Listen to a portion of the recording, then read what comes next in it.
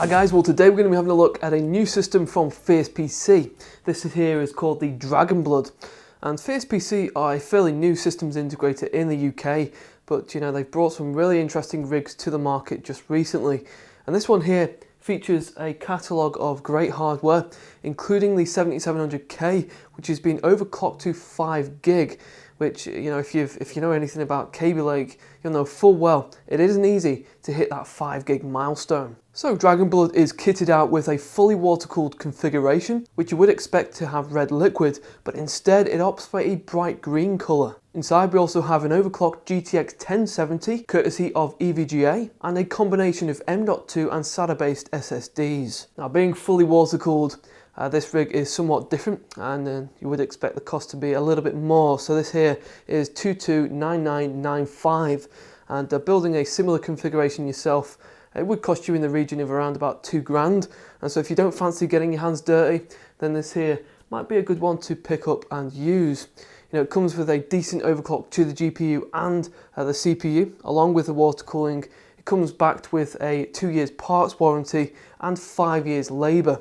This is, you know, certainly interesting, and by the end of our video, we'll be able to establish whether or not it is a good deal. Now, this rig does come well packaged by Fierce PC in a triple boxed arrangement with plenty of padding, just to make sure that it does arrive with you without any damage. So this here is our Dragon Blood system. Fierce PC has used the Cooler Master Mastercase Maker 5, and so we have an enclosure which presents us with some elegant lines, but with the added benefit of a window and a view there of that custom loop inside. Now, the layout and design of Maker 5 allows flexible water cooling, but it's actually quite reasonable in size compared to others which provide water support. And so the dimensions are as follows. It is 528mm deep, 548mm high, 235mm wide. For the weight, the case is around about 12 kilos on its own, but obviously we have all those components, so it sits at around 20 to 25 kilos. So that isn't the sort of rig that you can just pick up and move very easily.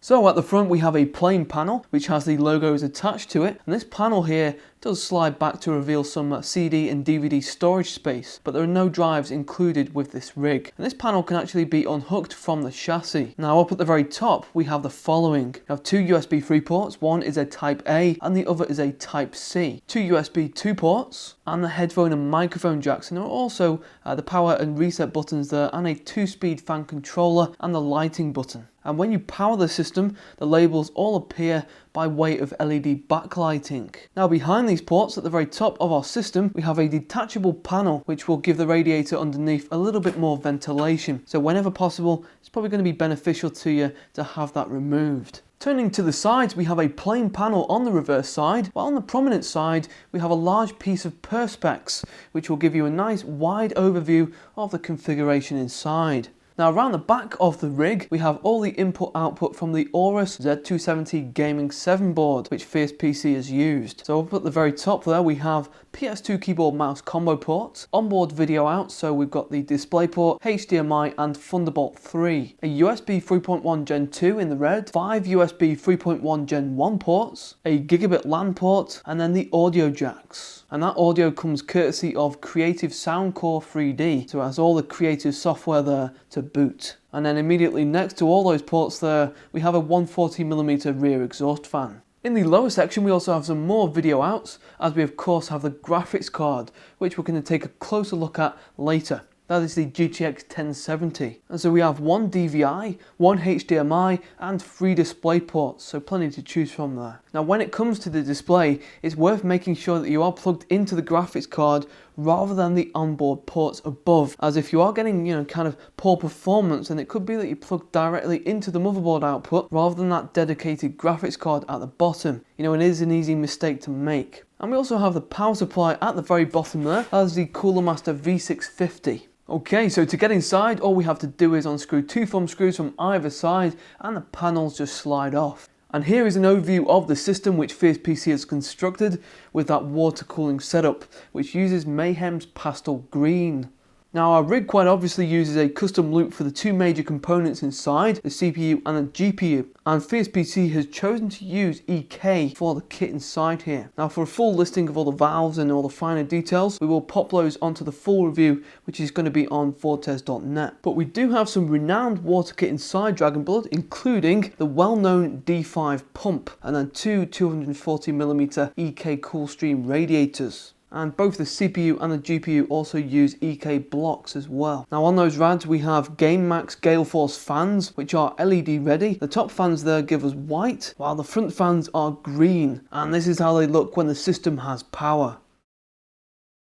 Okay, so underneath our EK block, the driving force behind Dragonblood is the Intel Core i7-7700K, which is quad core, and it has been overclocked there to 5 GHz, which if you know anything about Kaby Lake, that is a pretty decent achievement, because even with water, these chips get extremely hot, and you know it is tricky getting them to operate at this kind of frequency. And that chip sits on the Aorus Z270 Gaming 7, and we actually used this board here ourselves to review the 7700K when it was released, and so it's definitely a good choice to go with.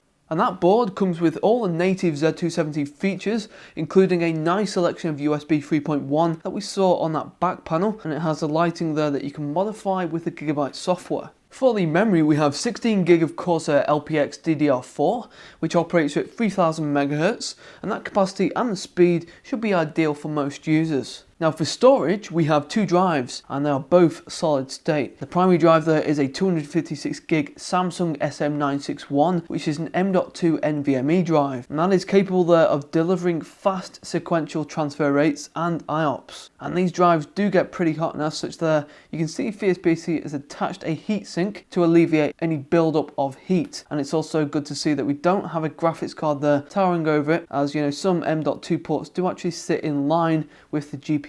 And later on we'll demonstrate the performance of that drive where we run our benchmarks. And we also have another SSD, and this one is another Samsung drive. This time we've got the SATA based 850 EVO, and that one is 512GB, which will likely take up the main storage for things like games. The question is though, is 512GB enough space? Ideally we'd have liked to have seen a terabyte, as this drive here is going to fill up pretty quickly when you've got individual games taking between 40 and 60GB of disk space on top of anything else that you might have. Now, although it is tough there to recognise from all the water cooling componentry, the graphics card used inside this system is the 8GB EVGA GTX 1070. And just like the CPU, FiercePC has overclocked this graphics card here, pushing the GPU clock from 1595 up to 1725, and the memory clock from 2000 up to 2082. So that is bound to help us there in the games. And providing the juice for all this great hardware, we have the Cooler Master V650,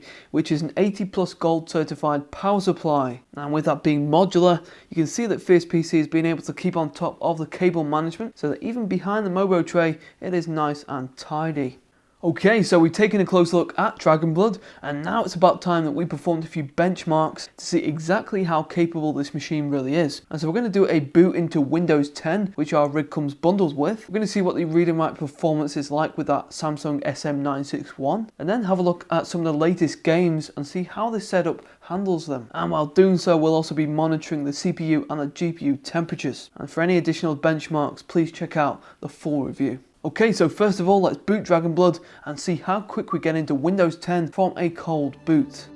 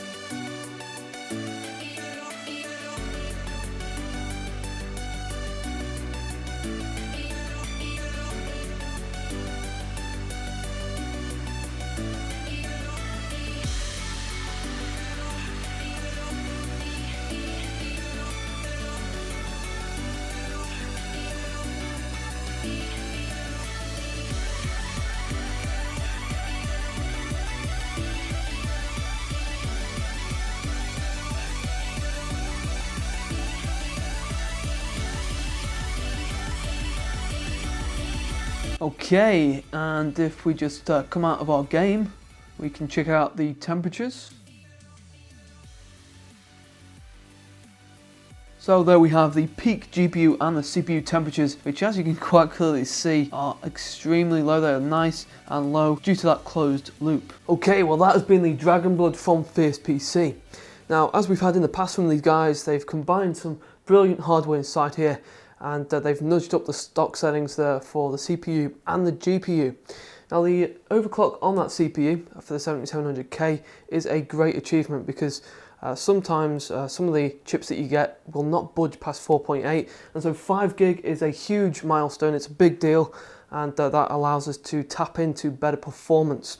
And so the build quality inside here is great, the performance is great, and another thing which users care more and more about these days is the physical appearance. And you can see there, just from looking at it, it looks superb with that hardware selection which they've gone with. And we of course also have that closed loop configuration, which is pretty neat as well. And water cooling, it's always regarded as eye candy, but more importantly, it is able to drive down those temperatures and give us those low figures for the temperatures on the CPU and the GPU. We just wish that tubing would have been a little bit more symmetrical. It is a little bit skewed in places, and it could have been a little cleaner. Nevertheless, what we're getting here in the system is pretty good, and if you don't fancy building your own rig, then it's a good route to take. So guys, we hope you enjoyed today's video. With Ryzen just launching, these guys are going to be sending over a system for us to review very soon, so be sure to check that out. Please continue to support the channel, and I will see you guys very soon.